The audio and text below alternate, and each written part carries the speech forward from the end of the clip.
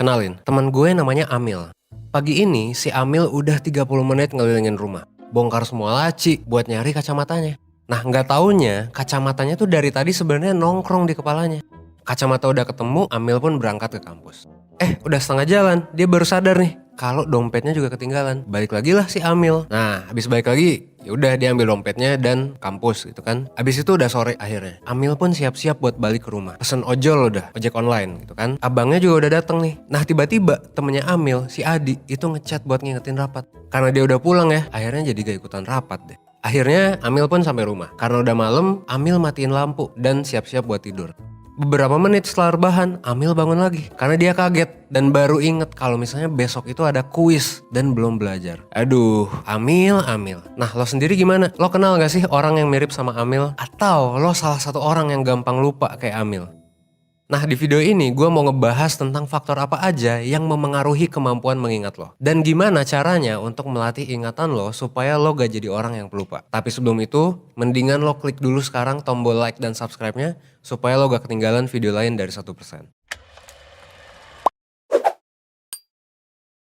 Nah jadi kenapa sih orang bisa jadi pelupa? Kalau kita ngomongin soal alasan kenapa, sebetulnya kemungkinan besar kita nggak akan bisa menunjuk pada satu penyebab aja. Kenapa? Karena ya pelupa itu faktor penyebabnya cukup banyak. Tapi biar memudahkan kali ini gue bakal bagi jadi 2 kategori aja. Nah apa aja kategorinya? Pertama adalah faktor biologis. Mungkin banyak dari lo yang punya anggapan bahwa orang yang udah tua itu cenderung pelupa, ya kan? Nah tapi pertanyaannya, kenapa sih ingatan kita menurun seiring bertambahnya usia? Ada penelitian dari National Center for Biotechnology Information di Amerika yang menyebutkan bahwa kinerja hipokampus, bagian dari otak yang bertugas dalam kegiatan memori, itu sebenarnya emang menurun gitu seiring bertambahnya usia. Nah, selain usia, sistem memori kita juga menjadi alasan kenapa kita bisa cepat lupa. Jadi gini, kalau lo belum tahu sistem memori manusia, sebenarnya kita itu punya 3 struktur ingatan. Pertama, sistem ingatan sensoris, lalu yang kedua, sistem ingatan jangka pendek atau short term memory, dan yang ketiga adalah sistem ingatan jangka panjang atau long term memory.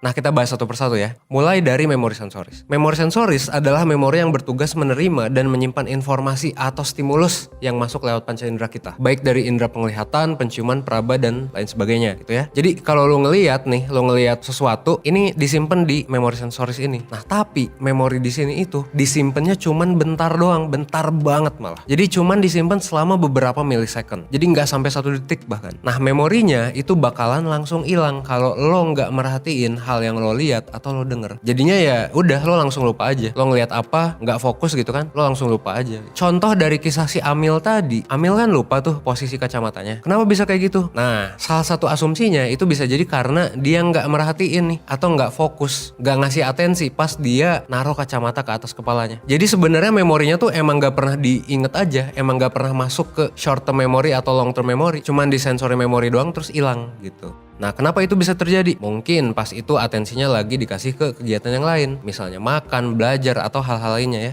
Akhirnya dia jadi gak bisa inget kalau dia naruh kacamata di kepalanya. Itu yang pertama, memori sensoris. Yang kedua adalah sistem ingatan jangka pendek atau short term memory. Gue singkat jadi STM. Di STM, informasi atau stimuli itu disimpan cuma selama 30 detik. Nah karena keterbatasan kapasitas itu tadi, yang cuma 30 detik ya, dan mungkin cuman beberapa bongkahan informasi itu akhirnya perlu diulang dan perlu jadi kuat supaya informasinya bisa masuk ke sistem ingatan jangka panjang atau long term memory. Nah ini yang ketiga ya, long term memory. Long term memory adalah tempat penyimpanan informasi yang lebih besar dan informasi bisa bertahan jauh lebih lama dari kedua memori sebelumnya. Misalnya sekarang lo tiba-tiba ditanya, apa sih ibu kota dari Jawa Barat? Nah pas lo lagi nyoba nginget-nginget, misalnya ibu kota dari Jawa Barat apa, Jawa Tengah itu apa, itu sebenarnya lo lagi narik informasi dari long term memory lo. Mungkin lo dikasih tahu informasi tentang ibu kota itu pas lo SD gitu, dan kayak lo nggak pernah nyoba nginget-nginget setiap hari kan, tapi sampai sekarang lo masih inget. Nah itu artinya informasinya itu ada di long term memory gitu.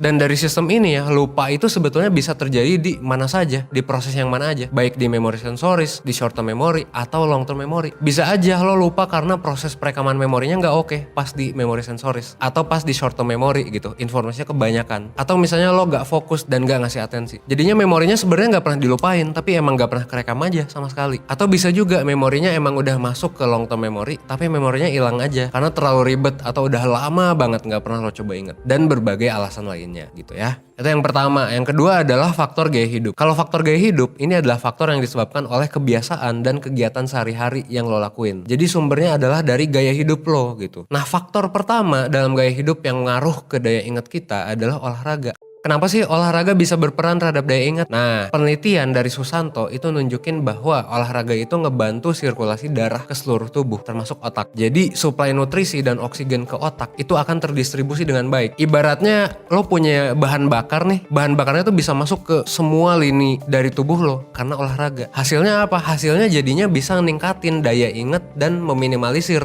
penurunan daya ingat lo gitu. Itu yang pertama ya, olahraga. Yang kedua adalah nutrisinya itu sendiri. Erik Erikson, seorang psikolog Jerman yang terkenal, itu bilang kalau misalnya ada beberapa sumber nutrisi yang bermanfaat banget buat otak dan daya ingat lo. Kayak tadi ya, ingat bahwa kita itu butuh bahan bakar gitu buat otak kita. Di antaranya apa bahan bakarnya? Nutrisinya itu ada karbohidrat, protein, omega 3, vitamin, dan mineral. Nah, jadi emang yang paling baik adalah ketika lo rajin olahraga, aktivitas fisik ya, sekaligus pola makan lo diatur. Jadinya bahan bakar lo itu bisa oke, dan bahan bakarnya bisa dengan oke tersuplai ke otak lo gitu ya. Nah, tadi kan ada dua faktor utama nih yang ngaruh ke memori. Terus gimana nih cara ngelatih diri biar kita jadi lebih mudah inget gitu, jadi gak pelupa? Ada beberapa tipsnya. Pertama, lo bisa ngelakuin rehearsal atau mengulangi kata-kata apapun yang ingin lo inget. Tadi gue udah sempet bahas, supaya informasi bisa masuk ke long term memory, informasinya itu kan perlu kuat dan mungkin perlu lo ulang-ulang. Nah, inget gak sih pas zaman SD kan dulu, mungkin kalau generasi gue ya, itu kan kita ngafalin tuh perkalian dari 1 sampai 10. Kita ngafal 6 kali 6, 36, 6 kali 7, 42, 6 kali 8, 48, dan seterusnya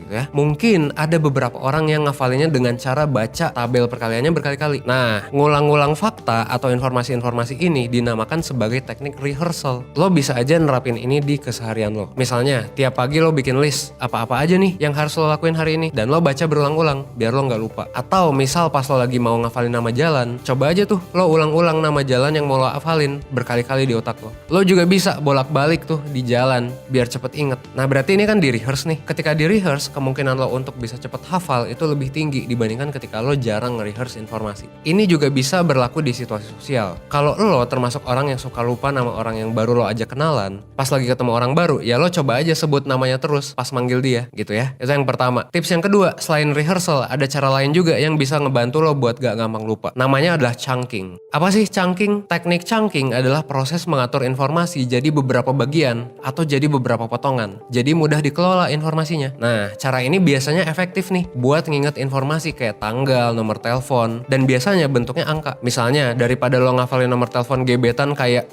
52055550467, ini bakal lebih gampang kalau angka tadi lo pecah jadi 3 bagian. Lo chunking tuh. Jadi kayak 52055550467. Nah, jadi lebih mudah kan? Itu namanya teknik chunking. Cara ketiga adalah mnemonics. Mnemonic itu merupakan teknik untuk memudahkan mengingat sesuatu yang dilakukan dengan menghubungkan kata-kata. Lo mungkin pernah dengar singkatan warna pelangi Mejiku Hibiniu. Nah, dari singkatan itu kan kita jadi lebih gampang tuh nginget warna pelangi. Ada merah, jingga, kuning, hibiniu gitu. Nah, cara ini, itu nama tekniknya adalah teknik mnemonic. Lo bisa cobain teknik ini dalam proses belajar lo. Lo bisa bikin istilah tertentu yang masih mengandung setiap huruf-huruf atau suku kata dari hal yang pengen lo hafal, tapi tetap sederhana dan mudah lo inget. Nah, gitu ya. Selain cara-cara barusan, lo juga bisa ngelatih diri supaya gak gampang lupa dengan ngelakuin permainan-permainan yang seru gitu. Contohnya apa? Contohnya misalnya main catur. Main catur itu sebenarnya bisa bikin ingatan kita jadi lebih oke. Kenapa? Karena ya pas kita main catur, kita itu butuh strategi yang akurat untuk memenangkan permainan. Dan ketika kita nyusun strategi itu, kita itu sebenarnya lagi nyusunnya itu di otak gitu, di dalam pikiran kita doang. Nah, inilah yang bikin memori kita jadi lebih terasah. Dan secara nggak langsung bikin kemampuan memori kita jadi lebih baik juga. Hal ini dibuktikan oleh penelitian, di mana hasilnya menunjukkan bahwa pemain catur itu punya tingkat inteligensi yang tinggi, daya ingat yang oke, kreativitas yang oke, dan kemampuan penalaran yang oke juga gitu. Nah, kalau lo nggak suka main catur, lo juga bisa ganti dengan permainan lain gitu. Misalnya main TTS, atau main kartu, atau permainan-permainan lain yang bisa ngelatih memori lo. Biasanya sih ada game-game ringan di HP kayak gitu, dan itu bisa ngelatih lo. Gitu ya, kira-kira itu sedikit penjelasan tentang memori dan gimana cara ngelatih memori lo supaya jadi lebih baik. Akhir kata, jangan lupa buat like, comment, share, dan subscribe. Semoga video ini bisa membuat lo menjadi lebih baik, seenggaknya 1% setiap harinya. Gue Evan dari 1%, thanks.